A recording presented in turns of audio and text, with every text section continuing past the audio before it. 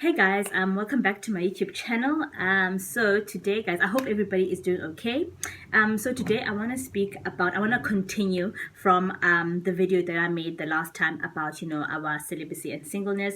And so today I want to speak about embracing our time in our singleness and not being in such a rush, because I feel like this is such like a good time to develop our characters, our character traits, everything that we have embodied since we've been in this life, everything that we've been exposed to, even before that we came to Christ, character traits that we need to let go of, that we need things that we need healing in, that God needs to first work in us, the work that God needs to first do in us before we get to share maybe a life with somebody.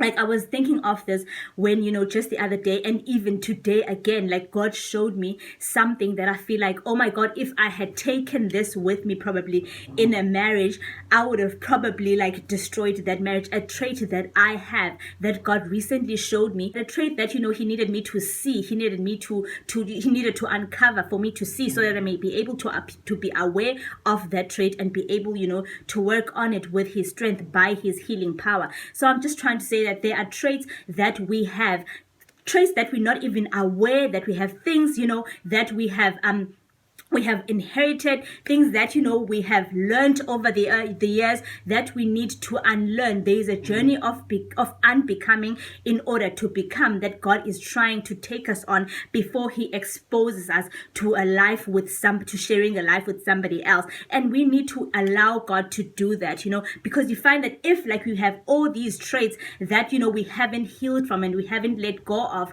and now we take it over to like sharing a life with somebody, oh my goodness, that would be probably a recipe for disaster. And we do not know all these things. God knows these things, and it's up to us to trust God. We need to learn to trust God and not to want to rush God and not to want to rush the process, but to trust that God is doing.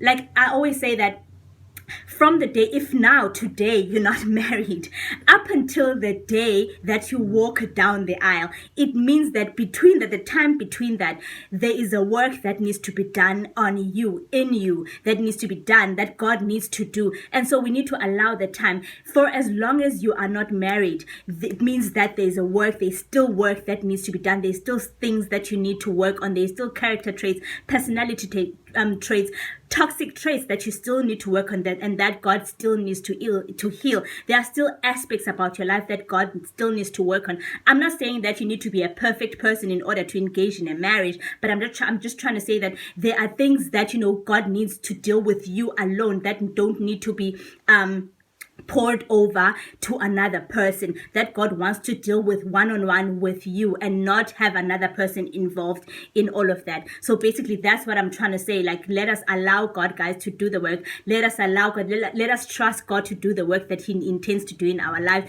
This is an amazing time. I feel like our time of singleness is such an amazing time to change, to be better people, to unbecome and become things that we need to unlearn and learn. It is such an amazing time, even a time alone with God, where you can be free from distractions that a marriage may come with. But right now you are free from that distraction. Your mind can be open to God. You can be in full, you can be mindful to the things of Christ, and therefore be more aware of your surroundings and of who you are, in order for God to do the work that he needs to do in you. Like, that's the message that God has been saying to me, like these past few days, when he's been showing me all these things that he's been showing me, that, oh my goodness, imagine if I had been married with these traits, not knowing. Let's say I got married last year, I would have probably been a toxic person to that husband. So guys, let us allow God. Let us look forward to the work of God and find our joy and peace in God, and trust the work that he's doing in our life. Trust his timing. His timing is perfect. His work is perfect.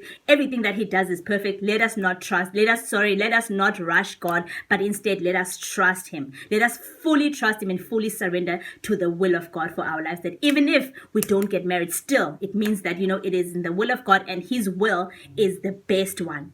His plan is the best plan we could ever want in our lives. So thank you guys for watching. So I just wanted to do a follow-up on the video that I did the last time.